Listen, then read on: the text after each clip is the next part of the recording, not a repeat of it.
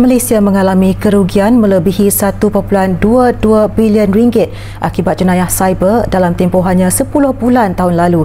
Ketua Polis Negara Datuk Seri Mohamad Khalid Ismail berkata, jumlah mengejutkan direkodkan dari Januari hingga Oktober 2024 itu mencerminkan skala dan tahap kerumitan jenayah cyber yang semakin meningkat, merangkumi penipuan keuangan, kecurian identiti, pencerobohan data serta penipuan dalam talian.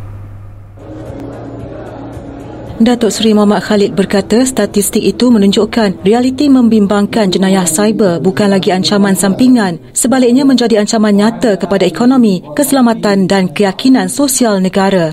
Polis perlu segera menyesuaikan diri dengan menjadi pasukan yang dipacu kecerdasan digital dan berasaskan risikan bagi mengekang ancaman baharu.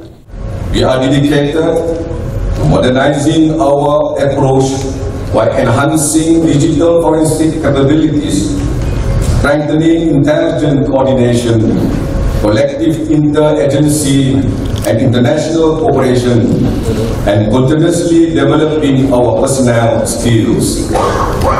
Nevertheless, combating cybercrime is not just the duty of police agencies. It requires cooperation across the entire government and society.